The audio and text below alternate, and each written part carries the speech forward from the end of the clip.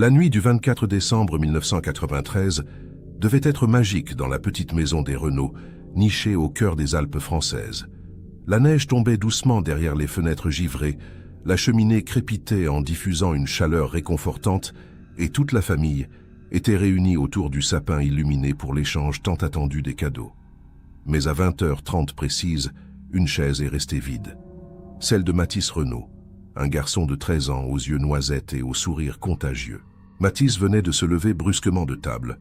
Il avait entendu un bruit étrange provenant du jardin arrière, quelque chose entre un craquement sourd et un gémissement métallique. Sans même enfiler son manteau, il a ouvert la porte de la cuisine et s'est aventuré dans la nuit glacée. Sa mère, Élise, lui a crié de revenir immédiatement, mais il était déjà avalé par l'obscurité. Les minutes se sont transformées en heures. Mathis Renaud n'est jamais revenu. Et sous le sapin illuminé, son cadeau de Noël est resté intact. Un paquet rectangulaire enveloppé dans un papier rouge et or, orné d'un ruban argenté soigneusement noué. Ce cadeau allait devenir bien plus qu'un simple objet oublié.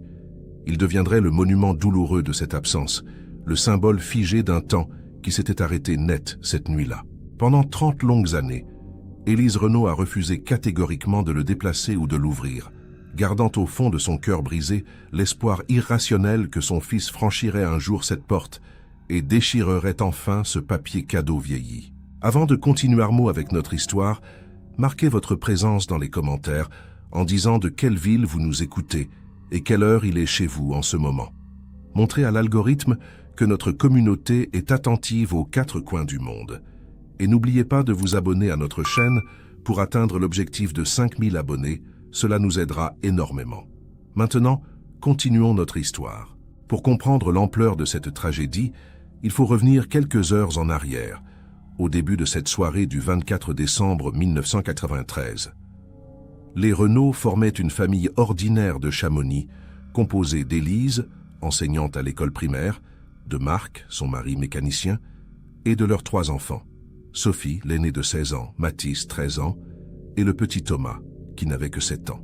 Ils habitaient une maison modeste, mais chaleureuse au pied du Mont Blanc, entourée de forêts de sapins et de voisins qu'ils connaissaient depuis toujours. Ce soir-là, comme chaque année, la famille avait respecté le rituel sacré du réveillon de Noël. Le repas traditionnel venait de se terminer. Dinde au marron, bûches glacées et vin chaud pour les adultes. Les enfants trépignaient d'impatience devant le sapin décoré avec soin, comptant mentalement les paquets qui portèrent leur nom. L'ambiance était joyeuse, presque féerique, avec les chants de Noël diffusés en sourdine par la vieille radio de la cuisine. Rien ne laissait présager le cauchemar qui allait s'abattre sur eux dans les minutes suivantes. Mathis était un garçon curieux et aventureux, toujours le premier à explorer les grottes près de la rivière ou à grimper aux arbres les plus hauts du quartier. Ses professeurs le décrivaient comme intelligent mais distrait, un rêveur perpétuel qui préférait observer les oiseaux par la fenêtre plutôt que de copier les leçons au tableau. Cette curiosité insatiable qui faisait sourire sa famille allait malheureusement le conduire vers sa disparition. Lorsqu'il a entendu ce bruit inexpliqué dans le jardin, son instinct d'explorateur a pris le dessus, sur toute prudence raisonnable. Personne dans la famille ne pouvait imaginer qu'en franchissant cette porte de cuisine, Mathis quittait leur vie pour toujours. La neige qui tombait ce soir-là a rapidement effacé toutes ces traces de pas, comme si la nature elle-même conspirait à faire disparaître le moindre indice. Dans les heures qui ont suivi, la magie de Noël s'est transformée en une angoisse suffocante qui ne quitterait plus jamais les murs de cette demeure. Et ce cadeau sous le sapin, initialement symbole de joie anticipée, deviendrait le gardien silencieux d'un mystère insoutenable. Les premières minutes après la disparition de Mathis ont été marquées par une confusion totale. Marc Renaud a d'abord cru que son fils était simplement allé aux toilettes ou dans sa chambre chercher quelque chose. Mais lorsqu'Élise a remarqué que la porte de la cuisine était restée entr'ouverte, laissant entrer un courant d'air glacial, l'inquiétude a commencé à s'installer. Marc s'est levé calmement, a enfilé ses bottes et est sorti dans le jardin en appelant le prénom de son fils. Sa voix résonnait dans la nuit froide, sans recevoir la moindre réponse. Après 10 minutes de recherches infructueuses autour de la maison, Marc est rentré précipitamment, le visage blême et les mains tremblantes. Il a saisi le téléphone mural de la cuisine et a composé le numéro des gendarmes locaux. À 23h15, soit moins de 3 heures après la disparition, une première patrouille arrivait sur les lieux. Les gendarmes ont immédiatement organisé une battue nocturne, mobilisant les voisins et même quelques membres de la communauté qui revenaient de la messe de minuit. Armés de lampes torches et de sifflets, une quinzaine de personnes ont ratissé les environs jusqu'à l'aube. La neige compliquait considérablement les recherches. Chaque empreinte potentielle était rapidement recouverte par les flocons qui ne cessèrent de tomber, créant un manteau blanc immaculé qui effaçait toute trace du passage récent de Matisse. Les chiens policiers, amenés en renfort le lendemain matin, ont perdu la piste à environ 50 mètres de la maison, près d'un petit chemin forestier rarement emprunté en hiver. Les maîtres chiens ont expliqué que les conditions météorologiques rendirent leur travail presque impossible, mais cette explication technique n'apportait aucun réconfort à la famille dévastée. Pendant ce temps, à l'intérieur de la maison, Sophie et Thomas étaient en état de choc. La jeune fille de 16 ans tentait courageusement de consoler son petit frère qui pleurait sans discontinuer, réclamant Matisse entre deux sanglots. Élise était effondrée sur le canapé, incapable de prononcer le moindre mot cohérent, fixant obsessionnellement la porte de la cuisine, comme si son fils allait la franchir d'une seconde à l'autre. Les cadeaux sous le sapin semblaient maintenant dérisoires, presque obscènes dans leur gaieté colorée qui contrastait violemment avec l'atmosphère de terreur qui s'était installée. Le 25 décembre au matin, la nouvelle de la disparition s'était répandue comme une traînée de poudre dans toute la vallée de Chamonix.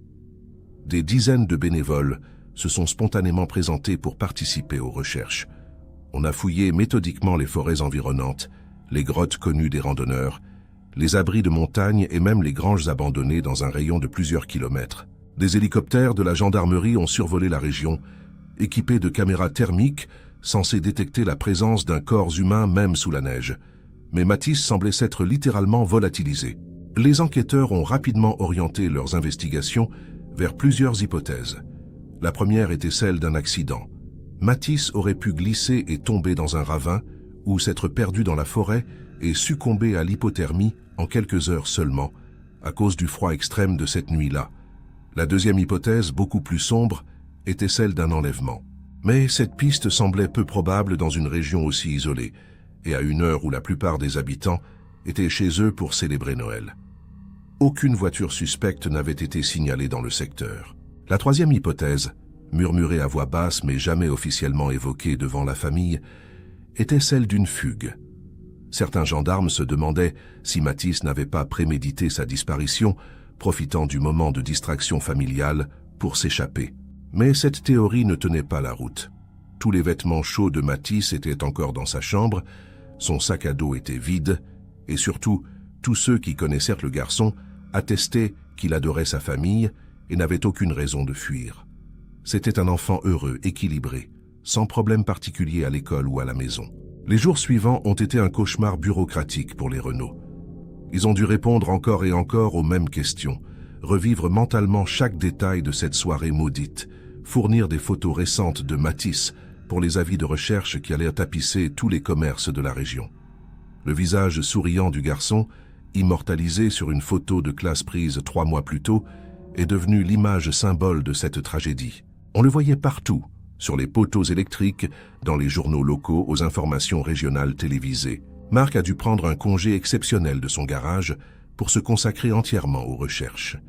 Chaque matin, il partait avec d'autres bénévoles explorer de nouvelles zones, refusant d'abandonner malgré l'épuisement physique et psychologique qui le gagnait progressivement. Élise, elle, était incapable de quitter la maison. Elle restait assise des heures durant près de la fenêtre, scrutant le jardin enneigé, persuadée qu'elle verrait son fils réapparaître comme par miracle. Elle avait installé une bougie qu'elle rallumait religieusement chaque soir, un rituel qui deviendrait une habitude pendant les 30 années suivantes. Sophie a tenté courageusement de maintenir une apparence de normalité pour son petit frère Thomas. Elle l'emmenait faire des promenades, lui lisait des histoires, essayait de le distraire de l'absence déchirante de Matisse. Mais la jeune fille de 16 ans portait un fardeau beaucoup trop lourd pour ses épaules. Elle se sentait coupable de ne pas avoir retenu son frère ce soir-là, de ne pas avoir insisté pour qu'il reste à l'intérieur. Cette culpabilité irrationnelle mais dévorante la poursuivrait pendant des décennies, influençant toutes ses décisions futures et ses relations avec les autres. Les médias nationaux se sont emparés de l'affaire début janvier. Lorsqu'il est devenu évident que Matisse n'avait pas simplement fugué ou eu un accident localisé. Des journalistes sont venus à Chamonix, installant leurs caméras devant la maison familiale, sollicitant des interviews que Marc et Élise ont toujours refusées. L'attention médiatique a apporté une visibilité nationale au cas, mais aussi son lot de fausses pistes et de témoignages fantaisistes. Des dizaines de personnes affirmaient avoir vu Matisse dans différentes villes de France, obligeant les gendarmes à vérifier chaque signalement, aussi improbable soit-il. Un médium controversé s'est même présenté spontanément chez les Renault, prétendant pouvoir localiser Matisse grâce à ses visions paranormales. Dans leur désespoir, Élise était prête à tout croire, mais Marc a fermement repoussé ce charlatan qui cherchait simplement à profiter de leur douleur. Cet épisode a révélé à quel point la famille était vulnérable, prête à s'accrocher au moindre espoir, même le plus irrationnel. Les escrocs et les opportunistes n'ont pas tardé à affluer, ajoutant une couche supplémentaire de souffrance à une situation déjà insoutenable. 3 semaines après la disparition, les recherches actives ont été officiellement suspendues. Les gendarmes ont expliqué qu'ils avaient épuisé toutes les pistes raisonnables, ratissé tous les secteurs accessibles, et qu'il fallait désormais attendre qu'un nouveau témoignage ou qu'une découverte fortuite relance l'enquête. Pour Marc et Élise, cette annonce équivalait à une condamnation à mort. C'était comme si les autorités déclaraient à leur fils définitivement perdu, effaçant officiellement l'espoir qui les maintenait encore debout. La famille était maintenant seule face à son deuil impossible, cette souffrance particulière de ne pas savoir. Le dossier de Matisse Renault a rejoint les archives des personnes disparues, un classeur poussiéreux dans un bureau de la gendarmerie où s'empilaient d'autres histoires tragiques, jamais résolues. L'affaire était techniquement toujours ouverte, mais en pratique, elle était gelée en attente d'un élément nouveau qui ne viendrait peut-être jamais. Les gendarmes promettaient de reprendre l'enquête si la moindre information pertinente surgissait, mais leur ton laissait transparaître un pessimisme à peine dissimulé. Dans leur expérience, les disparitions comme celle-ci se terminaient rarement bien. La vie devait continuer, disait-on aux Renault, avec cette banalité cruelle des gens qui n'ont jamais vécu pareille tragédie. Marc a repris le travail au garage, accomplissant mécaniquement ses tâches quotidiennes comme un automate vidé de toute émotion. Sophie est retournée au lycée où elle était devenue la fille dont le frère avait disparu, étiquette qu'elle porterait comme une cicatrice invisible pendant toute sa scolarité. Thomas, trop jeune pour vraiment comprendre, posait encore régulièrement des questions sur son grand frère, demandant quand il reviendrait, arrachant à chaque fois le cœur de ses parents. Élise, elle, n'a jamais vraiment continué à vivre. Elle a démissionné de son poste d'enseignante, incapable de faire face au regard compatissant de ses collègues et à la présence d'enfants de l'âge de Matisse dans ses classes. Elle est devenue l'ombre d'elle-même, une femme hantée qui survivait sans vraiment exister. Sa seule obsession était de maintenir la chambre de Matisse exactement comme il l'avait laissée, un sanctuaire figé dans le temps où elle passait des heures assise sur le lit, serrant contre elle le pull préféré de son fils qui gardait encore faiblement son odeur pendant les premiers mois.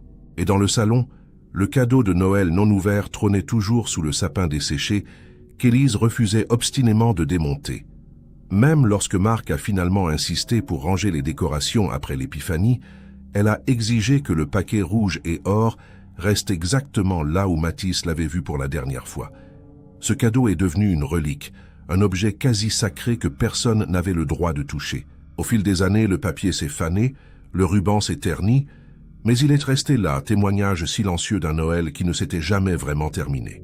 Les premiers anniversaires sans Matisse ont été des épreuves insupportables.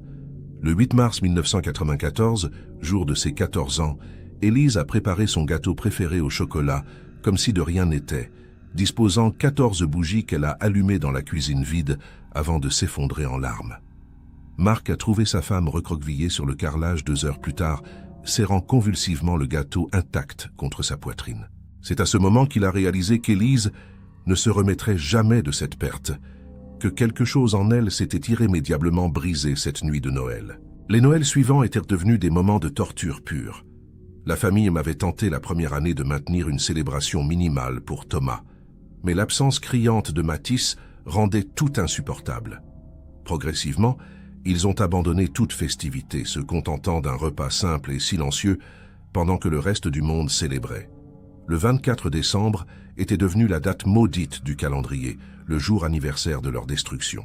Sophie a quitté la maison dès qu'elle a pu, incapable de supporter l'atmosphère toxique de deuil perpétuel qui empoisonnait chaque pièce. Les années 90 se sont écoulées lentement, chaque saison apportant son lot de faux espoirs et de désillusions.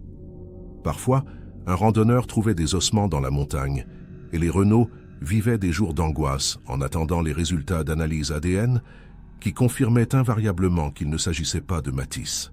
D'autres fois, un témoin affirmait avoir vu un jeune homme correspondant à sa description dans une ville lointaine, relançant brièvement une enquête qui se terminait toujours en impasse.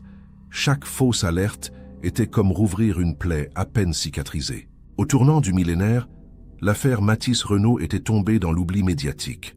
D'autres disparitions, d'autres tragédies avaient capté l'attention du public et des journalistes. La famille vivait désormais dans une forme d'isolement social, évitée par des voisins qui ne savaient plus quoi dire après toutes ces années. Comment demander des nouvelles à des parents dont l'enfant a disparu il y a 7 ans, 10 ans, 15 ans? Le silence devenait plus facile que la confrontation avec cette douleur qui ne semblait jamais diminuer. Les Renault étaient devenus des fantômes dans leur propre communauté. Marc avait vieilli prématurément. À 50 ans, il en paraissait 70, les cheveux complètement blancs, le dos voûté par le poids invisible de la culpabilité et du chagrin. Il continuait mécaniquement à travailler au garage, mais ses mains tremblaient parfois au-dessus d'un moteur. Son esprit dérivant vers cette nuit de 1993 et les 1000 choses qu'il aurait pu faire différemment. Pourquoi n'avait-il pas accompagné son fils dans le jardin? Pourquoi n'avait-il pas verrouillé la porte? Ces questions sans réponse tournaient en boucle dans sa tête, une torture psychologique permanente. Élise, elle, avait développé ce que les psychologues appellent un deuil compliqué. Elle refusait catégoriquement d'accepter la possibilité que Matisse soit mort, s'accrochant à des scénarios de plus en plus improbables pour expliquer son absence. Peut-être avait-il perdu la mémoire et vivait-il quelque part sans se souvenir de son identité. Peut-être avait-il été kidnappé par une organisation criminelle et serait-il libéré un jour. Ces fantasmes désespérés l'aidaient à supporter l'insupportable, même si toute la famille savait qu'il relevait du déni pathologique. La chambre de Matisse était devenue un musée macabre. Élise y avait ajouté au fil des années des photos agrandies, des dessins que son fils avait faits à l'école primaire soigneusement encadrés, même ses bulletins scolaires affichés au mur comme des trophées. Elle continuait à acheter des vêtements à sa taille qu'elle rangeait dans l'armoire pour quand il reviendra. Marc regardait sa femme sombrer progressivement dans cette forme de folie douce sans savoir comment l'arrêter. Toutes les tentatives de thérapie avaient échoué. Élise refusait de parler à des étrangers de son fils disparu.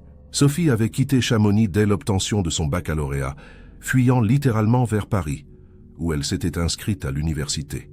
Elle avait coupé presque tous les ponts avec sa famille, incapable de supporter l'atmosphère morbide de la maison familiale.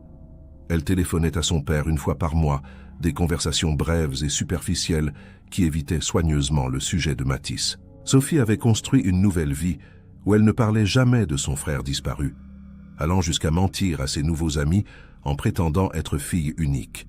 C'était sa façon de survivre. Thomas, le petit frère qui n'avait que 7 ans au moment de la disparition, avait grandi avec un trou béant dans ses souvenirs d'enfance.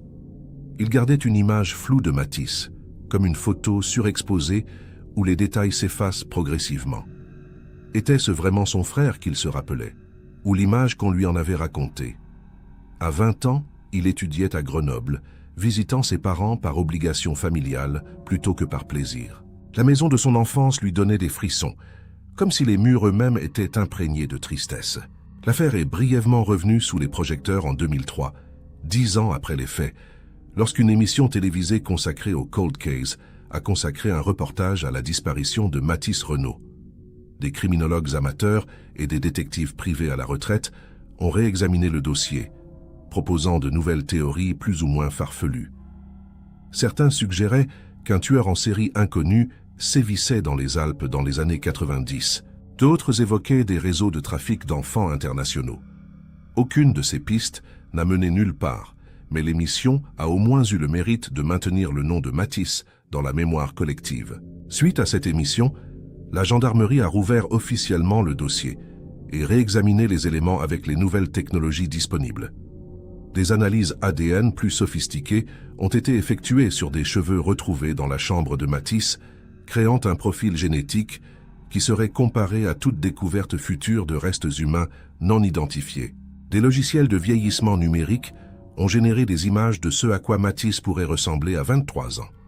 Des portraits robots diffusés dans les médias et sur les premiers sites Internet spécialisés dans les personnes disparues. Mais une fois encore, l'enthousiasme initial s'est rapidement essoufflé. Les quelques nouveaux témoignages recueillis se sont révélés contradictoires ou impossibles à vérifier. Un homme affirmait avoir vu un adolescent correspondant à la description de Matisse à la gare de Lyon en 1995, mais ne pouvait fournir aucun détail précis. Une femme prétendait que son voisin de palier à Marseille ressemblait étrangement aux images vieillies, mais l'homme en question avait un alibi solide prouvant qu'il vivait déjà dans cette ville bien avant 1993. L'enquête piétinait encore. Marc a commencé à boire.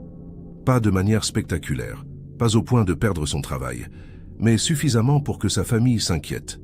Chaque soir, il descendait une demi-bouteille de whisky dans le garage, assis sur un vieux tabouret entouré d'outils qu'il ne rangeait plus. C'était sa façon d'anesthésier la douleur, de créer un brouillard mental qui lui permettait de dormir quelques heures sans être assailli par les cauchemars récurrents où il voyait son fils l'appeler depuis une forêt sombre. L'alcool devenait son seul refuge contre une réalité intolérable. Élise avait développé une relation quasi mystique avec le cadeau non ouvert. Elle lui parlait parfois, murmurant à ce paquet vieillissant des messages destinés à Matisse, comme si l'objet servait de canal de communication avec son fils disparu. Elle avait créé un rituel élaboré. Chaque 24 décembre, elle nettoyait délicatement le papier cadeau avec un chiffon doux, vérifiait que le ruban tenait toujours, puis s'asseyait devant pendant des heures, parfois toute la nuit. Marc la trouvait souvent endormie là au petit matin, recroquevillée sur le tapis du salon. Les voisins avaient cessé depuis longtemps de frapper à leur porte. La maison des Renaud était devenue une sorte de légende locale, un lieu maudit dont on parlait à voix basse. Les enfants du quartier racontaient des histoires effrayantes sur la femme folle qui gardait un sapin de Noël toute l'année et parlait à un cadeau hanté. Ces rumeurs cruelles parvenaient parfois aux oreilles de Marc, qui n'avait plus la force de s'en offusquer. Sa vie était devenue un enfer quotidien, coincé entre son travail qui lui permettait à peine de survivre financièrement et sa femme qui sombrait dans la folie. Sophie avait fait sa vie à Paris, s'était mariée avec un homme qu'elle n'avait jamais présenté à ses parents, avait eu un enfant qu'Élise et Marc ne connaîtraient jamais. Elle avait changé de nom de famille lors de son mariage, effaçant symboliquement son lien avec cette famille brisée. Dans les rares conversations téléphoniques avec son père, elle s'enquérait mécaniquement de sa santé, mais ne posait jamais de questions sur sa mère, sachant que les réponses seraient trop difficiles à entendre. Sophie avait choisi la fuite, l'oubli volontaire comme mécanisme de survie. Thomas, plus clément, revenait quelques fois par an à Chamonix, principalement pour soutenir son père qu'il voyait se désintégrer lentement. Mais même lui trouvait les visites de plus en plus éprouvantes. Sa mère ne le reconnaissait pas toujours, confondant parfois les années et croyant qu'il était encore un enfant. Elle lui préparait des goûters comme s'il avait 10 ans, lui parlait de personnes décédées comme si elles étaient encore vivantes. Le déclin psychologique d'Élise était devenu impossible à ignorer, mais elle refusait catégoriquement toute hospitalisation ou traitement médicamenteux. En 2010, un nouvel élément a brièvement fait renaître l'espoir. Des ossements humains ont été découverts par des spéléologues dans une grotte profonde à 15 km de Chamonix. Les analyses ont révélé qu'il s'agissait d'un adolescent de sexe masculin, décédé environ 15 à 20 ans auparavant. Les Renaud ont vécu 3 semaines d'attente insoutenable pendant que les tests ADN étaient effectués. Élise oscillait entre l'espoir morbide d'enfin savoir et la terreur que ce soit effectivement son fils. Les résultats sont tombés. Ce n'était pas Matisse. L'ADN correspondait à un autre jeune disparu d'une région voisine. Cette fausse alerte a paradoxalement aggravé l'état d'Élise. Si d'autres enfants avaient disparu dans la région, cela signifiait peut-être qu'un prédateur sévissait réellement, validant ses pires craintes sur le sort de Matisse. Elle s'est mise à collectionner obsessionnellement des articles de journaux sur toutes les disparitions d'enfants en France, cherchant désespérément des connexions, des patterns qui prouveraient que son fils était victime d'un criminel organisé plutôt que d'un simple accident. Son salon s'est transformé en une sorte de salle d'enquête chaotique, les murs couverts de photos et de cartes géographiques reliées par des fils de laine rouge. Mark a finalement pris sa retraite anticipée en 2015 à 60 ans, épuisé physiquement et mentalement. Sa santé se détériorait rapidement. Hypertension chronique, début de diabète, douleurs articulaires constantes.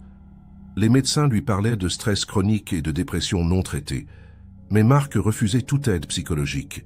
Il considérait que sa souffrance était méritée, une forme de punition pour avoir échoué à protéger son fils. Il passait désormais ses journées à s'occuper d'Élise, qui était devenue presque totalement dépendante, incapable de gérer les tâches quotidiennes les plus basiques. Les années 2010 ont vu l'explosion des réseaux sociaux et des forums en ligne dédiés aux affaires criminelles non résolues. L'affaire Mathis Renault a trouvé une seconde vie sur Internet, où des milliers d'internautes débattaient de ce qui avait pu se passer cette nuit-là. Des théories complexes circulaient, certaines se basant sur des éléments factuels du dossier, d'autres relevant de la pure spéculation. Un podcast True Crime populaire a consacré 3 épisodes à l'affaire en 2018, interviewant d'anciens gendarmes et des habitants de Chamonix. Cette nouvelle attention médiatique numérique apportait un réconfort étrange à Mark. Savoir que des inconnus à travers la France et même au-delà continuaient à penser à Mathis, à chercher des réponses, donnait un sens à ses 25 années de souffrance. Il lisait tard dans la nuit les discussions sur les forums, parfois même participant anonymement pour corriger des erreurs factuelles ou fournir des détails que seule la famille pouvait connaître. Internet était devenu son lien ténu, avec l'espoir que la vérité finirait par émerger, d'une manière ou d'une autre.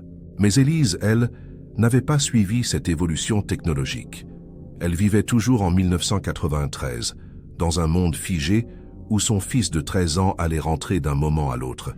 Son état mental s'était tellement dégradé qu'elle ne quittait plus la maison, refusant même de sortir dans le jardin qui avait avalé Mathis. Elle passait ses journées assise près de la fenêtre du salon, le regard perdu vers le Mont Blanc enneigé, attendant un miracle qui ne viendrait jamais. Mark la nourrissait, l'aidait à se laver, gérait ses médicaments comme on s'occupe d'un enfant. En 2020, la pandémie mondiale a isolé encore davantage les Renault. Déjà reclus socialement, ils ont vécu le confinement comme une continuation de leur enfermement volontaire qui durait depuis des décennies. Sophie n'a pas donné de nouvelles pendant des mois, trop occupée par sa propre famille et ses propres problèmes.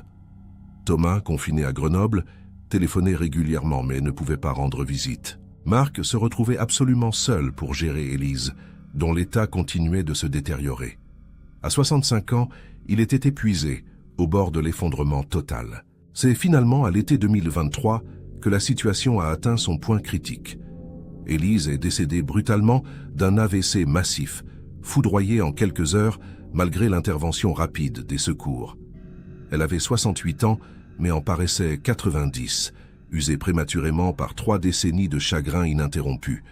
Mark l'a trouvée effondrée dans le salon, à quelques mètres du cadeau de Noël qu'elle avait gardé pendant exactement 29 ans, 8 mois et 17 jours. C'était comme si elle avait tenu jusqu'à ce qu'elle ne puisse physiquement plus continuer, son corps cédant finalement sous le poids accumulé de la tristesse. Les funérailles d'Élise ont été d'une tristesse infinie. Sophie est revenue de Paris pour la première fois en 15 ans, choquée de découvrir l'état de délabrement de la maison familiale et l'apparence fantomatique de son père. Thomas était là aussi, silencieux et les yeux rouges. Ils étaient une dizaine dans l'église, principalement des vieux voisins qui se souvenaient encore des Renault d'avant le drame. Le prêtre a évoqué avec délicatesse la mère qui n'avait jamais cessé d'espérer, une formulation pudique pour décrire 30 ans de folie douce.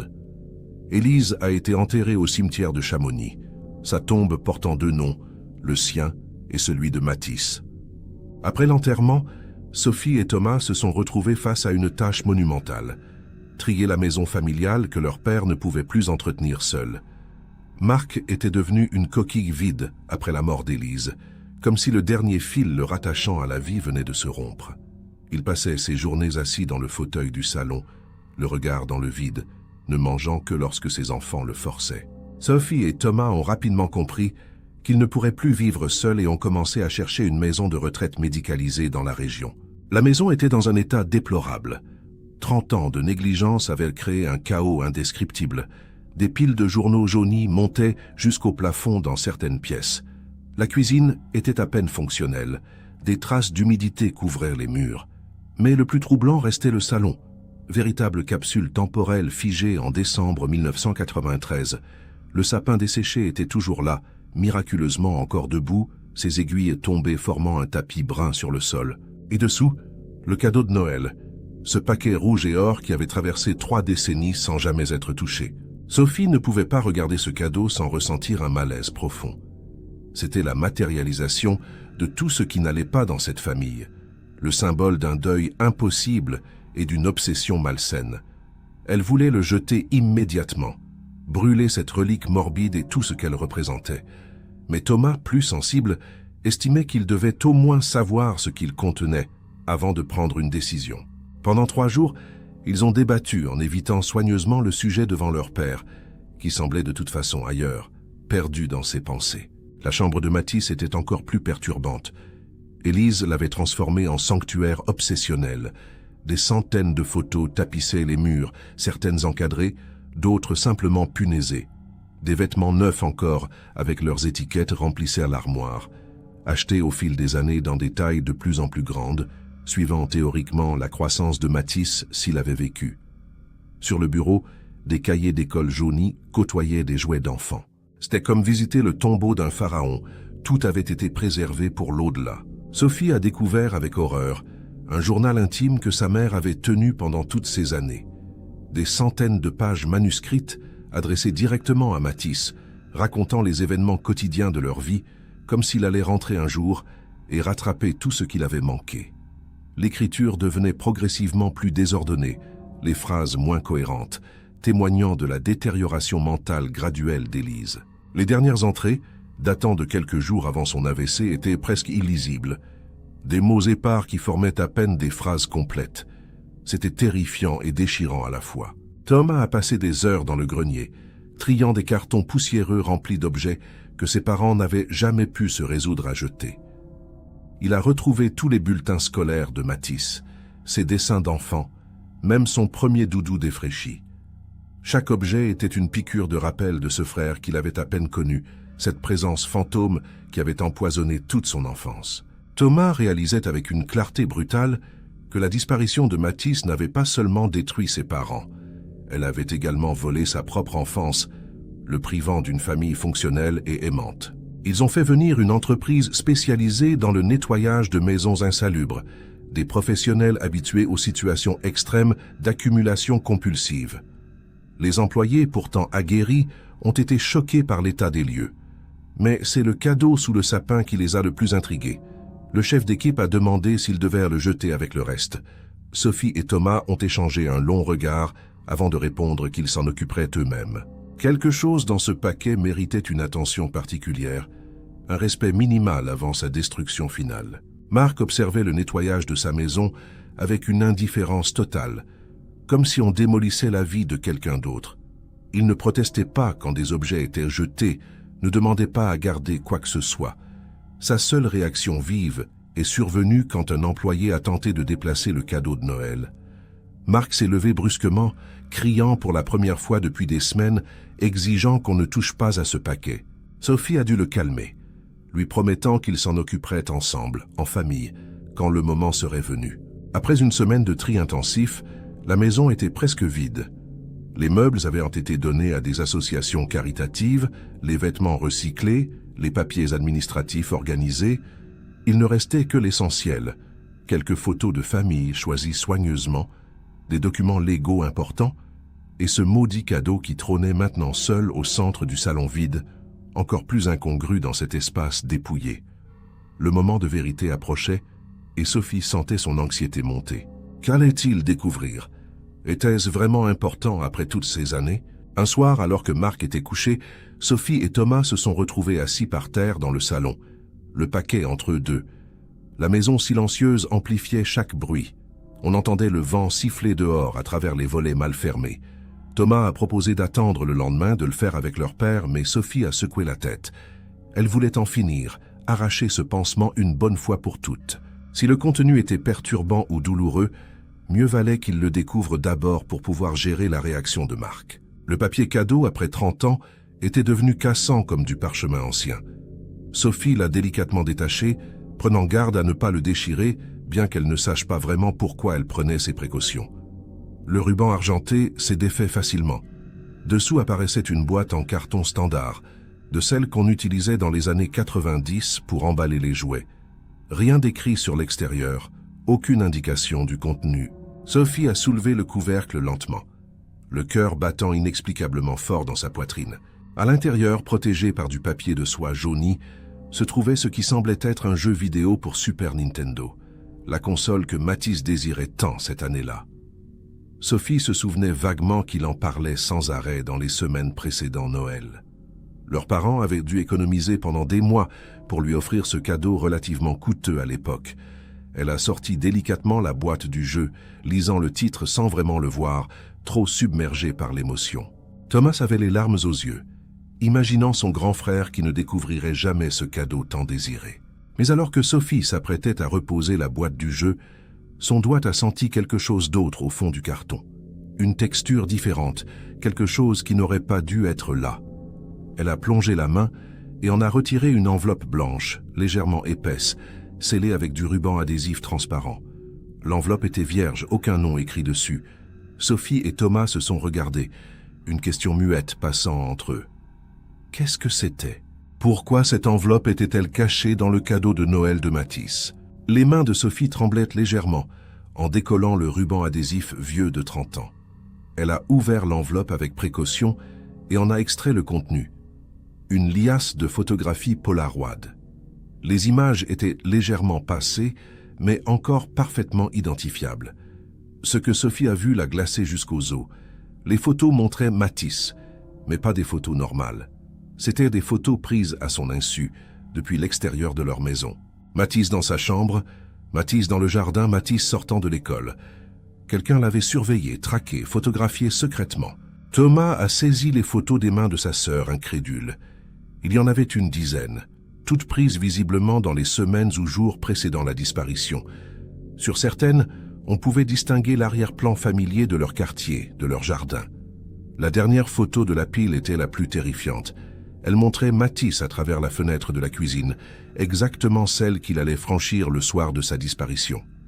Au dos de cette photo, quelqu'un avait griffonné un message au stylo bleu, bientôt. Un seul mot, mais qui contenait une menace glaciale. Sophie s'est levée brusquement, prise de nausée. Pendant 30 ans, ils avaient cherché des réponses partout, ratissé les forêts, interrogé des centaines de personnes, examiné toutes les hypothèses possibles. Et la preuve capitale se trouvait là, dans le salon familial, dissimulée dans un cadeau de Noël que personne n'avait osé ouvrir. Quelqu'un avait planifié l'enlèvement de Mathis. Quelqu'un l'avait surveillé pendant des jours, peut-être des semaines. Et cette personne avait eu accès à leur maison, à ce cadeau assez longtemps pour y cacher ses photos avant le soir de Noël. Thomas examinait l'enveloppe sous tous les angles, cherchant d'autres indices. Il a remarqué quelque chose que Sophie avait manqué dans sa panique, une feuille de papier pliée tout au fond de l'enveloppe. Il l'a dépliée avec des gestes précautionneux. C'était une lettre manuscrite, datée du 20 décembre 1993, 4 jours avant la disparition. Le texte était court mais glaçant. « Tu croyais que ta famille était en sécurité. Tu avais tort. Mathis me connaît. Il me fait confiance. Quand tu liras ceci, il sera trop tard. » Pas de signature, juste ces phrases énigmatiques écrites d'une main ferme et assurée. La découverte changea instantanément la nature de l'affaire. Ce n'était plus une disparition inexpliquée, un accident tragique ou une fugue improbable. C'était officiellement un enlèvement prémédité, probablement perpétré par quelqu'un que Mathis connaissait, quelqu'un en qui il avait confiance. Sophie a immédiatement appelé la gendarmerie, réveillant un officier de permanence au milieu de la nuit pour lui expliquer fébrilement ce qu'ils venèrent de trouver. L'homme, d'abord sceptique, est devenu brutalement très attentif quand elle a mentionné les photographies et la lettre. Il lui a ordonné de ne toucher à rien d'autre et a promis qu'une équipe serait là dès l'aube. Cette nuit-là, ni Sophie ni Thomas n'ont pu fermer l'œil. Ils sont restés assis dans le salon vide, les photos étalées devant eux comme les pièces d'un puzzle macabre qu'ils tentèrent de résoudre. Qui avait pris ces photos? Comment cette personne avait-elle eu accès au cadeau avant qu'il soit placé sous le sapin? La lettre mentionnait que Mathis connaissait son ravisseur. Était-ce un voisin, un ami de la famille, Un enseignant? Un membre éloigné de la famille? Les possibilités tournaient dans leur tête, chacune plus horrible que la précédente. Quand Marc s'est réveillé le lendemain matin et qu'ils lui ont expliqué ce qu'ils avaient découvert, quelque chose s'est rallumé dans ses yeux éteints. Pour la première fois depuis des années, peut-être depuis la disparition elle-même, Marc semblait à nouveau connecté au présent, à la réalité. Une vérité concrète remplaçait 30 ans d'incertitude dévastatrice. Il a examiné les photos longuement, pleurant silencieusement, touchant du bout des doigts le visage de son fils capturé à son insu par un prédateur. C'était insupportable et libérateur à la fois. Il savait enfin. Mathis n'était pas parti de son plein gré. On le lui avait volé. Les gendarmes sont arrivés à 7 heures du matin. Une équipe technique complète avec du matériel moderne d'analyse. Ils ont photographié chaque élément, prélevé des échantillons pour rechercher des empreintes digitales ou de l'ADN sur l'enveloppe et les photos. Le commandant en charge de l'affaire, un homme d'une 50aine d'années, qui n'était même pas encore gendarme en 1993, a expliqué à la famille que cette découverte changeait absolument tout. Le dossier inactif depuis des décennies allait être rouvert en priorité absolue, avec des moyens modernes qui n'existaient pas à l'époque des faits. L'analyse de l'écriture manuscrite sur la lettre et au dos de la photo serait comparée à des bases de données. Les photographies Polaroid elles-mêmes pourraient fournir des informations. Le type exact de pellicule utilisée, peut-être des traces sur le cadrage révélant la hauteur ou la position du photographe. Les gendarmes voulaient également interroger toutes les personnes qui avaient eu accès à la maison des Renault dans les jours précédant Noël 1993. 30 ans plus tard, les souvenirs seraient flous, mais certains détails pourraient ressurgir maintenant qu'on savait précisément ce qu'on cherchait. La nouvelle de cette découverte a rapidement filtré dans les médias locaux, puis nationaux. L'affaire Mathis Renault, sortie de l'oubli médiatique, faisait à nouveau la une. Des journalistes se sont massés devant la maison familiale, demandant des interviews que Sophie et Thomas ont catégoriquement refusées. Mais l'information était devenue publique. Après 30 ans de mystère, une preuve capitale venait d'être découverte dans le cadeau de Noël jamais ouvert. L'histoire avait quelque chose de si cinématographique que les chaînes d'information continues en ont fait leur sujet principal pendant plusieurs jours. Sur les réseaux sociaux et les forums dédiés au cold case, l'affaire a littéralement explosé. Des milliers d'internautes débattaient des implications de cette découverte, proposaient des théories sur l'identité du ravisseur, analysaient chaque détail des rares photos publiées par la presse. Certains internautes qui avaient vécu à Chamonix dans les années 90 commençaient à partager leurs souvenirs, mentionnant des personnes qu'ils trouvaient étranges à l'époque. Chaque piste, aussi mince soit-elle, était transmise aux enquêteurs qui devaient trier le signal pertinent du bruit inutile. Marc, galvanisé par cette découverte, semblait avoir retrouvé une raison de vivre. Il a commencé à coopérer activement avec les gendarmes, leur fournissant des listes exhaustives de toutes les personnes qui avaient fréquenté leur maison en décembre 1993. Des noms ressurgissaient de sa mémoire. Le facteur qui livrait toujours personnellement les colis, le plombier venu réparer une fuite la semaine avant Noël, le cousin éloigné passé déposer des cadeaux, l'ami de Mathis qui venait souvent jouer aux jeux vidéo. Chaque nom était vérifié, chaque personne encore vivante était contactée pour un nouvel interrogatoire. L'enquête relancée a pris une ampleur considérable. Une cellule spéciale a été constituée à la Gendarmerie nationale, réunissant des experts en enlèvement d'enfants, des profileurs criminels et des spécialistes des cold cases. Le commandant Durieux, qui dirigeait l'équipe, avait étudié le dossier original pendant des semaines avant de rencontrer la famille. Il connaissait chaque détail par cœur, chaque témoignage collecté en 1993, chaque piste abandonnée faute de moyens ou de preuves. Cette enveloppe cachée changeait radicalement la perspective de l'enquête entière. Les analyses scientifiques ont rapidement fourni des résultats préliminaires. Les empreintes digitales relevées sur l'enveloppe et les photographies étaient multiples et superposées, rendant leur exploitation difficile. Mais les techniciens ont réussi à isoler une empreinte partielle qui ne correspondait ni à Mathis, ni à ses parents, ni à ses frères et sœurs.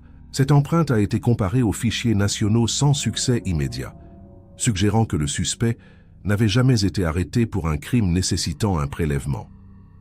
Cependant, l'empreinte était désormais dans le système, prête à déclencher une alerte si elle apparaissait ailleurs.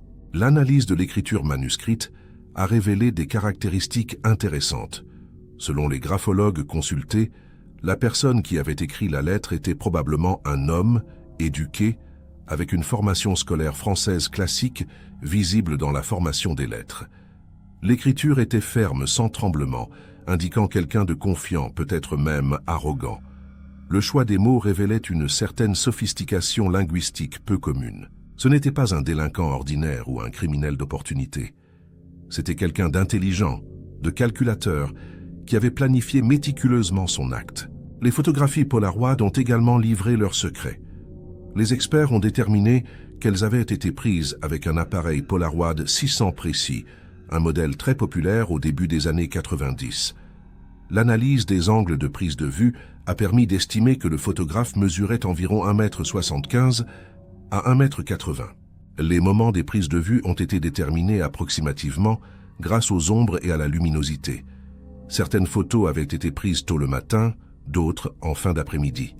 Cela suggérait que le suspect avait du temps libre, qu'il n'était pas contraint par des horaires de travail rigides. Marc a passé des heures avec les enquêteurs, scrutant chaque photographie pour identifier précisément quand elles avaient été prises. Sur l'une d'elles, Matisse portait un pull bleu spécifique qu'il ne mettait que le mercredi. Sur une autre, on voyait à l'arrière-plan un vélo que le voisin avait emprunté pendant exactement 3 jours mi-décembre. Ces détails permettaient de dater les photos avec une précision croissante. La surveillance avait commencé au moins 2 semaines avant la disparition et s'était intensifiée dans les derniers jours.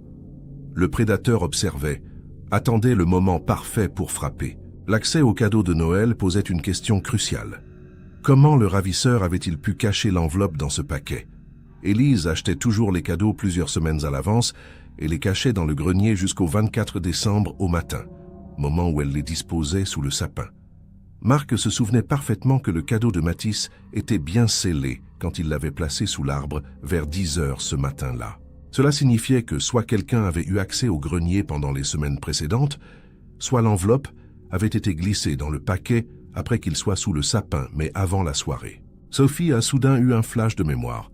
Elle se souvenait maintenant qu'un voisin, M. Vasseur, était passé dans l'après-midi du 24 décembre, prétendument pour apporter une bouteille de vin comme cadeau de Noël. Il était resté une vingtaine de minutes à discuter avec ses parents dans la cuisine, pendant que les enfants étaient occupés ailleurs dans la maison. Aurait-il pu profiter d'un moment d'inattention pour manipuler le cadeau sous le sapin? Marc s'est immédiatement souvenu de cette visite. Vasseur était un homme célibataire d'une 40aine d'années qui habitait 3 maisons plus loin. Il était professeur de mathématiques au collège. Matisse le connaissait bien. Les gendarmes ont immédiatement cherché à localiser Henri Vasseur. Les recherches ont révélé qu'il avait déménagé de Chamonix en 1995, seulement 2 ans après la disparition de Matisse. Il avait donné sa démission de l'Éducation nationale et était parti sans laisser beaucoup de traces. Ses anciens collègues se souvenaient d'un homme étrange, solitaire, qui ne participait jamais aux événements sociaux. Certains trouvaient qu'il s'intéressait un peu trop aux élèves, passant beaucoup de temps avec certains après les cours sous prétexte de soutien scolaire gratuit. Matisse avait été l'un de ces élèves. La piste Vasseur est rapidement devenue prioritaire. Les enquêteurs ont retracé son parcours après Chamonix.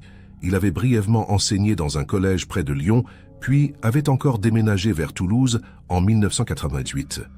En 2001, il avait complètement disparu des registres officiels.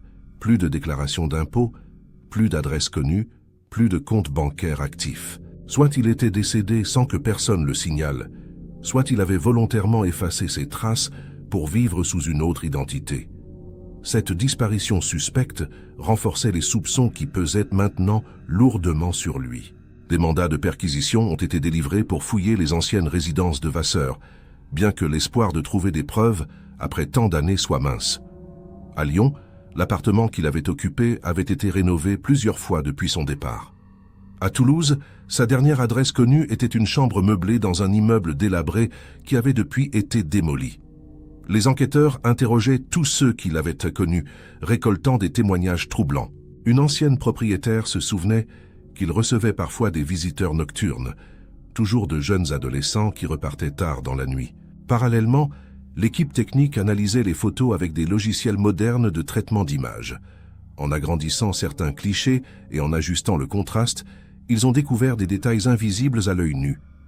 Sur l'une des photos prises depuis l'extérieur de la maison, On distinguait vaguement une ombre au premier plan, probablement celle du photographe projeté sur une surface. Cette ombre a permis de confirmer l'estimation de la taille du suspect et révélait qu'il portait ce qui ressemblait à un long manteau et peut-être un chapeau ou une casquette. Thomas, de son côté, s'était plongé dans les archives numériques de l'époque. Il avait retrouvé sur d'anciens forums et sites internet des discussions datant des années 2000 où des habitants de Chamonix évoquaient la disparition de Matisse. Dans l'un de ces threads, un utilisateur anonyme avait posté en 2008 un message étrange. « Vous cherchez au mauvais endroit ». La réponse était sous vos yeux depuis le début.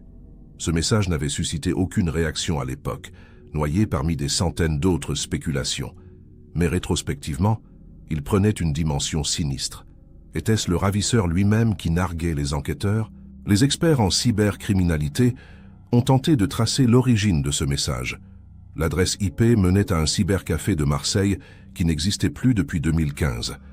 Impossible de savoir qui avait utilisé cet ordinateur spécifique ce jour-là. Cependant, l'analyse linguistique du message révélait des similarités troublantes avec le style de la lettre trouvée dans le cadeau. Les mêmes constructions de phrases sophistiquées, le même ton arrogant et manipulateur. Il était plausible que ce soit effectivement le ravisseur qui continuait à surveiller l'affaire, tirant peut-être une satisfaction perverse de voir la famille souffrir année après année. Marc avait maintenant un nom, un visage sur lequel projeter 30 ans de haine et de douleur. Henri Vasseur. Il se souvenait de cet homme maintenant avec une clarté brutale. Un type discret, toujours poli, que personne ne remarquait vraiment. Il s'était présenté chez eux quelques mois après leur emménagement, se présentant comme le voisin serviable prêt à aider pour n'importe quoi. Il avait même aidé Marc à réparer sa voiture une fois. Matisse l'appréciait, le considérant comme un ami adulte en qui il avait confiance. C'était exactement ce que disait la lettre. Matisse me connaît. Il me fait confiance. Sophie se souvenait maintenant d'autres détails troublants. Vasseur avait l'habitude de passer par hasard quand les enfants jouaient dehors. Il leur offrait parfois des bonbons ou des bandes dessinées. À l'époque, cela semblait juste de la gentillesse de la part d'un voisin solitaire. Rétrospectivement, c'était du grooming classique, une technique de manipulation pour gagner la confiance d'un enfant avant de l'exploiter. Sophie se sentait malade, en réalisant que pendant des mois, peut-être des années, un prédateur avait été si proche d'eux, intégré à leur vie quotidienne, attendant patiemment le moment propice. La photo de Vasseur extraite de son dossier d'enseignant a été diffusée dans tous les médias nationaux. C'était un cliché datant de 1992, montrant un homme aux cheveux châtain clair, au visage ordinaire, avec des lunettes à fine monture métallique. Rien dans son apparence ne le distinguait particulièrement. Il ressemblait à n'importe quel professeur de collège français des années 90. Mais maintenant, ce visage banal était celui du principal suspect dans l'enlèvement de Matisse Renaud. Des hotlines ont été mises en place pour recueillir tout témoignage concernant cet homme. Les premiers appels ont rapidement afflué. Une femme de Nice affirmait avoir vu quelqu'un ressemblant à Vasseur dans un supermarché en 2015. Un homme de Bordeaux jurait l'avoir croisé dans un train en 2010. Chaque signalement était consciencieusement vérifié, mais la plupart se révélaient être des erreurs d'identification ou des souvenirs confus. Retrouver quelqu'un qui avait volontairement disparu 20 ans plus tôt, qui avait probablement changé d'apparence et peut-être même de pays, semblait être une tâche herculéenne. Mais les enquêteurs ne baissaient pas les bras. Un développement important est survenu quand les gendarmes ont contacté l'ancien directeur du collège où Vasseur enseignait à Chamonix. L'homme, aujourd'hui retraité et vivant en Bretagne, a révélé une information qu'il n'avait jamais jugée pertinente à l'époque. En 1994, lors du rangement des affaires de Vasseur après son départ précipité, ils avaient trouvé dans son bureau un album photo abandonné. L'album contenait des dizaines de photos d'élèves, prises apparemment à leur insu, dans la cour de récréation, à la sortie du collège, parfois même dans des lieux publics du village. Troublé, mais ne sachant pas vraiment quoi faire de cette découverte, le directeur avait simplement jeté l'album. Cette révélation était cruciale. Elle établissait un pattern de comportement. Vasseur photographiait secrètement des enfants bien avant la disparition de Matisse. C'était son modus operandi, sa façon d'observer et de sélectionner ses cibles potentielles. Les enquêteurs ont immédiatement lancé une recherche dans toutes les affaires de disparition d'enfants en France entre 1990 et 2005, période pendant laquelle Vasseur était actif. Il cherchait des cas présentant des similitudes. Enfants de 12 à 14 ans, garçons de préférence, disparus dans des circonstances inexpliquées, dans des zones où Vasseur avait vécu ou enseigné. Les résultats de cette recherche transversale ont glacé le sang des enquêteurs. 4 autres cas présentaient des similarités troublantes. Un garçon de 13 ans disparu à Lyon en 1996, exactement quand Vasseur y enseignait. Un autre à Toulouse en 2000, quelques mois avant que Vasseur ne disparaisse lui-même des registres. Dans les 2 cas, les investigations initiales n'avaient jamais abouti. Les enfants semblaient s'être volatilisés sans laisser de traces. Et dans les 2 cas, l'école des victimes comptait un professeur de mathématiques correspondant à la description physique de Vasseur, bien qu'il ait peut-être utilisé un nom différent. Cette découverte transformait l'affaire Mathis Renaud en quelque chose de bien plus vaste et terrifiant. Henri Vasseur n'était probablement pas un ravisseur occasionnel qui avait agi une seule fois sous le coup d'une impulsion. Il était potentiellement un prédateur en série qui avait opéré pendant des années, changeant de ville avant que les soupçons ne se cristallisent, laissant derrière lui une traînée de familles détruites et d'enfants disparus. Le nombre de ces victimes potentielles était impossible à établir avec certitude, mais il pouvait être considérable. Marc a appris cette information lors d'une réunion avec les enquêteurs, et elle l'a littéralement brisé une seconde fois. Pendant 30 ans, il s'était demandé pourquoi. Pourquoi son fils? Qu'avait-il fait pour mériter ça? Maintenant, il savait, ce n'était pas personnel. Mathis n'était qu'une victime parmi d'autres, sélectionnée au hasard par un monstre qui répétait compulsivement le même schéma criminel. Cette réalisation n'apportait aucun réconfort, au contraire. Elle rendait la tragédie encore plus absurde, encore plus insupportable. Son fils avait été sacrifié à la pathologie d'un prédateur sadique. Les familles des autres victimes potentielles ont été contactées. Retrouver ces gens après 20 ou 25 ans était difficile. Certains avaient déménagé, d'autres étaient décédés. Mais ceux qu'on a pu joindre ont immédiatement reconnu la douleur familière dans les yeux de Marc quand ils se sont rencontrés lors d'une conférence organisée par la gendarmerie.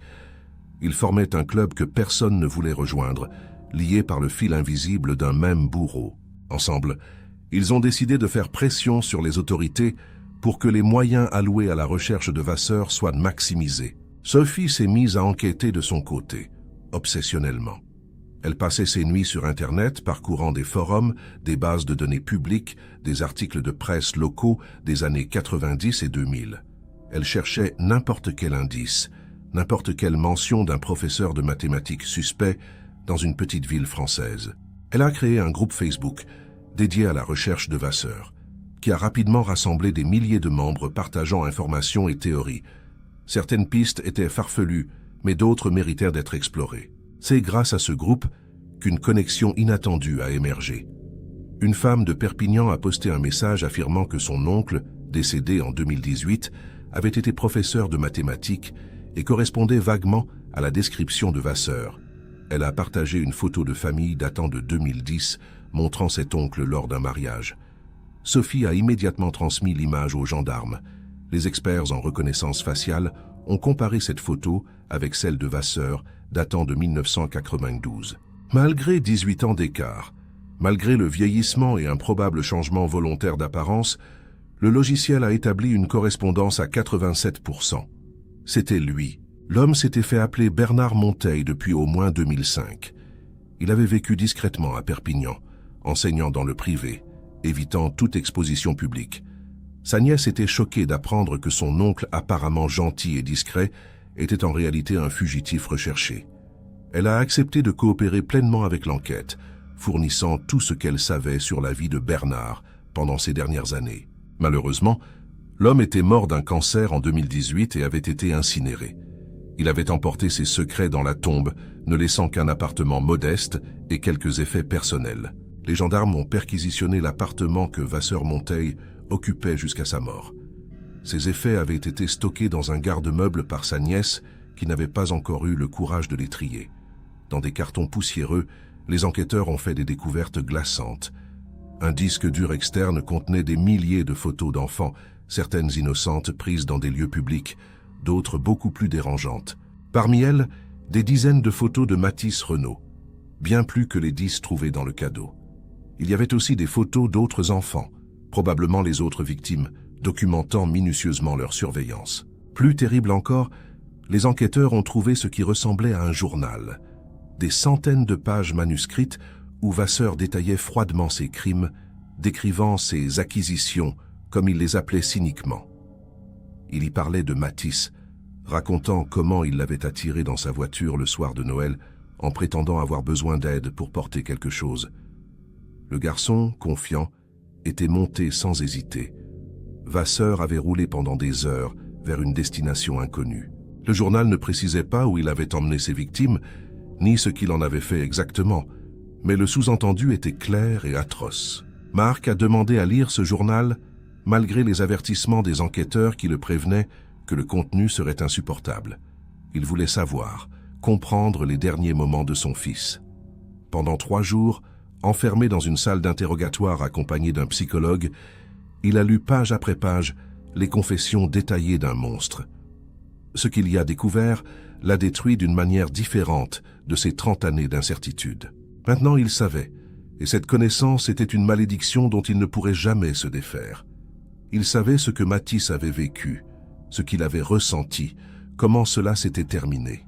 Les révélations contenues dans le journal de Vasseur ont permis de localiser approximativement où il emmenait ses victimes.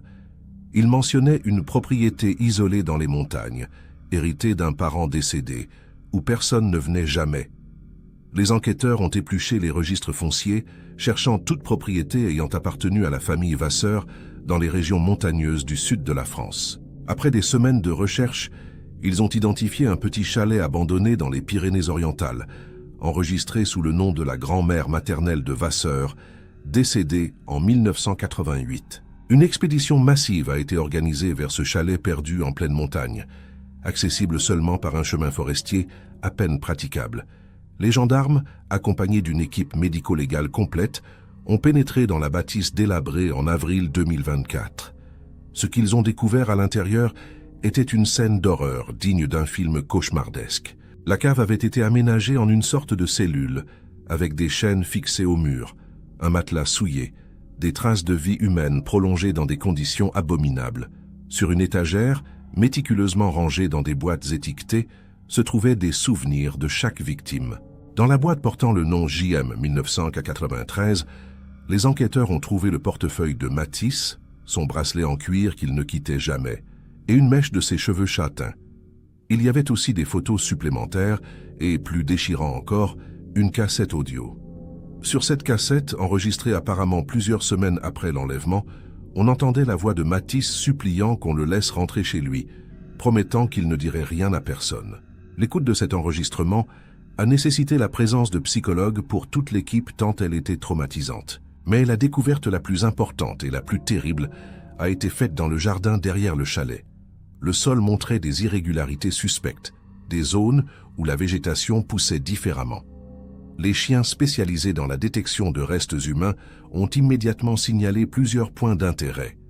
Les fouilles archéologiques minutieuses qui ont suivi ont révélé 7 sépultures peu profondes. 7 corps d'adolescents enterrés là au fil des années, cachés dans cette montagne isolée où personne ne pensait jamais à chercher. Matisse Renaud était parmi eux, identifié formellement grâce à des tests ADN comparés aux échantillons de Marc et Sophie. Marc était présent le jour où les restes de son fils ont été exhumés. Il avait insisté pour être là malgré les protestations des autorités qui estimaient que ce serait trop traumatisant. Mais Marc affirmait qu'après 30 ans d'absence, il devait être présent pour ramener son fils à la maison. Il est resté à l'écart derrière le périmètre de sécurité, regardant les techniciens travailler avec une précision chirurgicale. Quand l'un d'eux a finalement levé la tête et hoché solennellement, confirmant l'identification préliminaire, Marc s'est effondré à genoux dans la neige, pleurant pour la première fois depuis des décennies, avec une intensité qui semblait vider son âme. Les 6 autres victimes ont également été identifiées.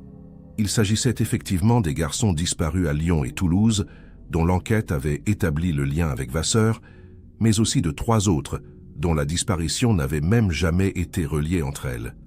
Un garçon de Perpignan disparu en 2003, un autre d'un village près d'Andorre en 2006 et un dernier de 2010. Vasseur avait continué à tuer pendant presque 20 ans, jusqu'à ce que son cancer ne le rende physiquement incapable de continuer.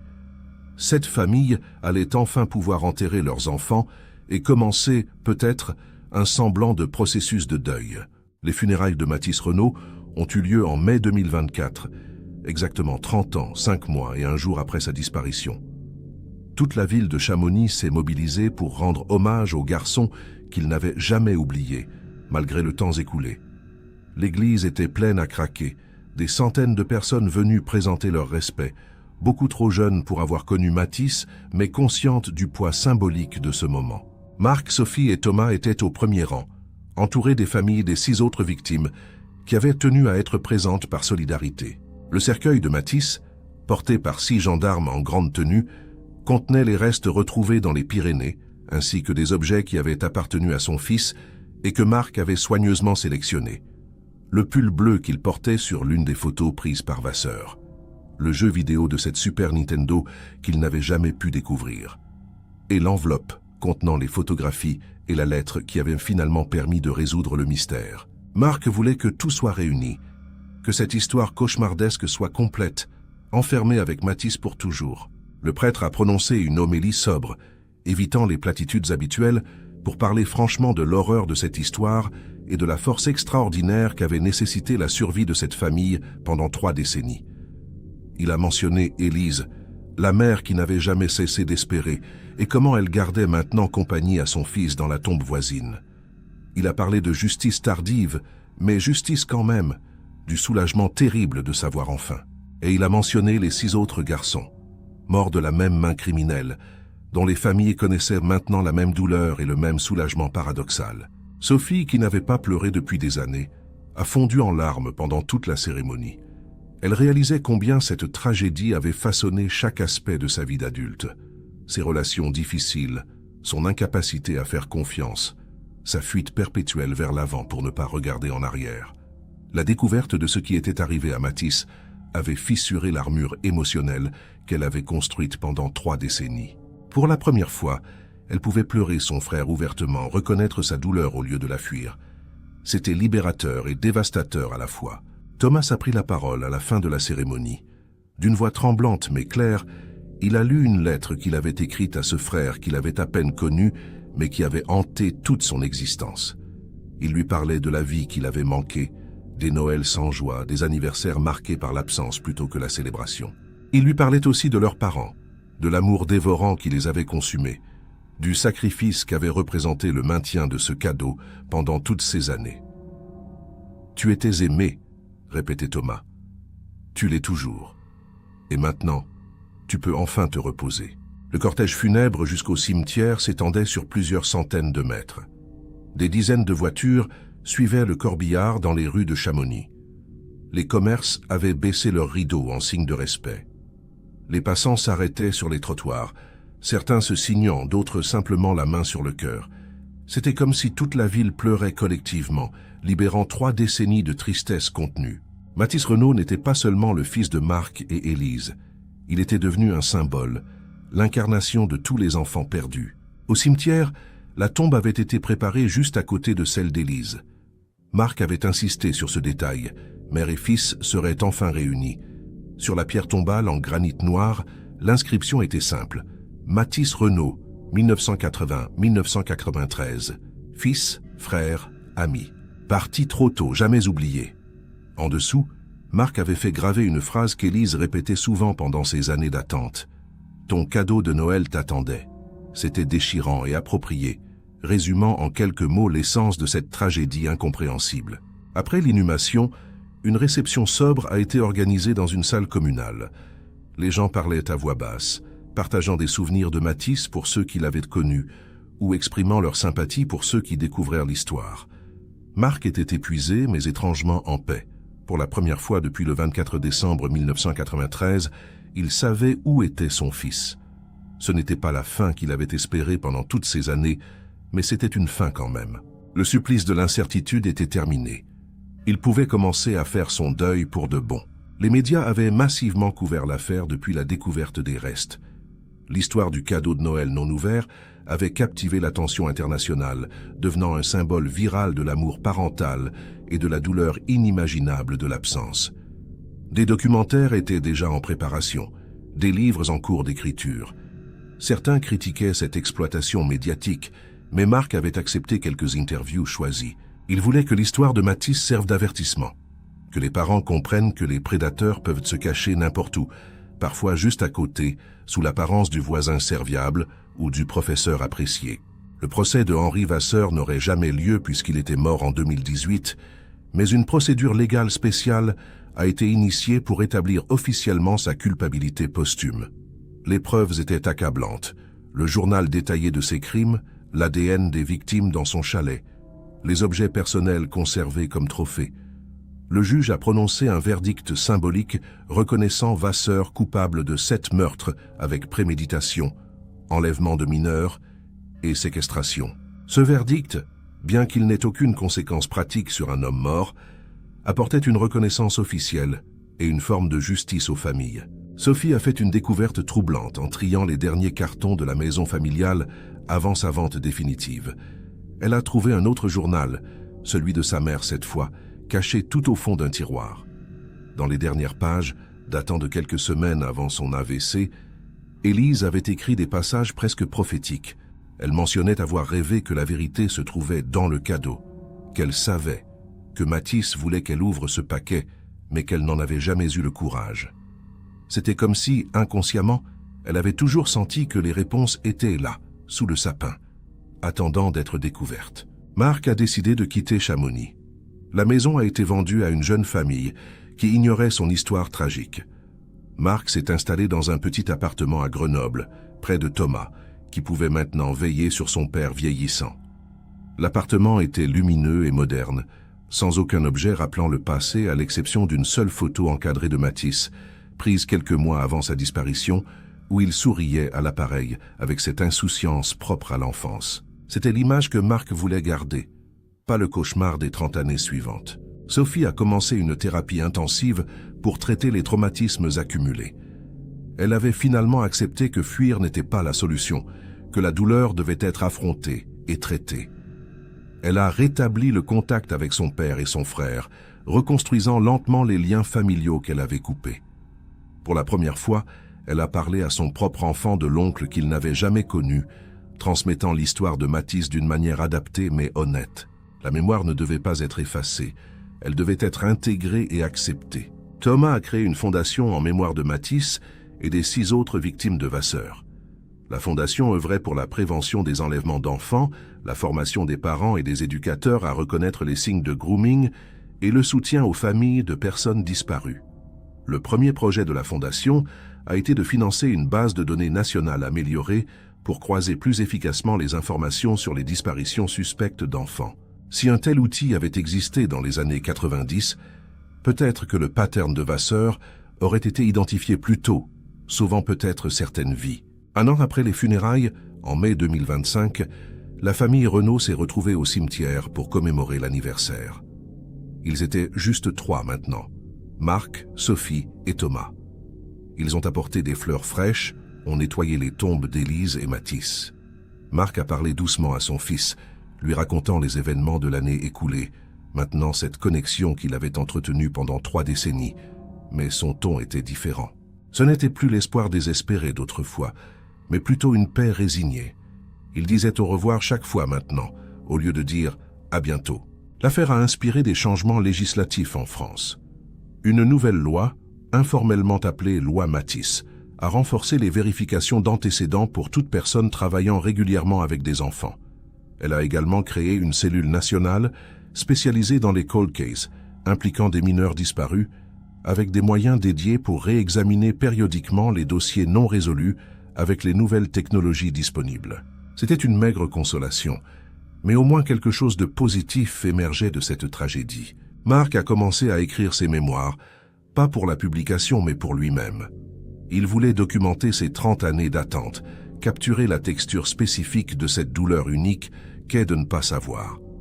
Il écrivait pour exorciser les démons, pour comprendre comment il avait survécu à l'insurvivable. Parfois Thomas le trouvait pleurant devant son ordinateur, les doigts immobiles sur le clavier, incapable de continuer. Mais il persistait page après page, reconstruisant méticuleusement l'histoire de Matisse depuis sa naissance joyeuse jusqu'à sa fin tragique. Les objets personnels de Vasseur qui n'étaient pas nécessaires comme preuve ont été détruits. Sa nièce, humiliée et traumatisée de découvrir qui était vraiment son oncle, a changé de nom légalement et déménagé dans une autre région. Le chalet dans les Pyrénées a été rasé par les autorités, le terrain rendu à la nature. Un petit mémorial discret a été érigé à sa place, 7 arbres plantés en cercle, un pour chaque victime. Aucune plaque nominative, juste ces arbres silencieux témoignant que quelque chose de terrible s'était passé là. L'histoire de Mathis Renaud et de son cadeau de Noël non ouvert est devenue une légende urbaine moderne, racontée et re-racontée sur Internet et dans les médias. Mais pour Marc, Sophie et Thomas, ce n'était pas une histoire. C'était leur vie, 3 décennies volées par un monstre qui n'aurait jamais dû croiser leur chemin. Le 24 décembre restera toujours pour eux une date maudite, mais ils ont appris progressivement à y intégrer aussi un sens de résolution et de mémoire plutôt que seulement de la douleur pure. Marc a vécu suffisamment longtemps pour voir la fondation créée par Thomas aider des dizaines de familles confrontées à la disparition d'un enfant. Il a vu comment l'histoire de Mathis sensibilisait le public aux dangers discrets qui peuvent menacer les enfants. 2 ans après les funérailles, à 73 ans, Marc est décédé paisiblement dans son sommeil. Sur son testament, il avait spécifié vouloir être enterré entre Élise et Mathis. La famille était enfin complètement réunie dans la mort. Cette réunion impossible qui avait été refusée dans la vie. Sophie continue son travail de deuil et de guérison. Elle s'est réconciliée avec son passé, cessant de fuir les souvenirs pour les intégrer à son identité. Elle visite régulièrement la tombe familiale, amenant son propre enfant qui grandit en connaissant l'histoire de son oncle Mathis. La transmission de cette mémoire est devenue importante pour elle, une façon de s'assurer que son frère ne sera jamais vraiment oublié, que sa courte vie aura eu un sens au-delà de la tragédie de sa mort. Thomas dirige toujours la fondation avec passion et dévouement. Chaque enfant retrouvé grâce aux protocoles améliorés que la fondation a contribué à mettre en place donne un sens supplémentaire à la perte de Mathis. Il sait que son frère n'est pas mort en vain si sa tragédie a pu empêcher d'autres familles de vivre le même cauchemar. C'est une maigre consolation face à l'énormité de la perte, mais c'est quelque chose à quoi se raccrocher dans les moments les plus sombres. Le cadeau de Noël lui-même, après avoir été examiné minutieusement comme pièce à conviction, a finalement été enterré avec Mathis. Il semblait approprié qu'il l'accompagne, cet objet qui avait porté pendant 30 ans le poids de tous leurs espoirs et qui avait finalement livré la vérité terrible qu'il contenait. La boucle était bouclée. Le cadeau avait rempli son rôle ultime, pas comme source de joie d'un matin de Noël, mais comme clé ouvrant enfin la porte d'un mystère insoutenable.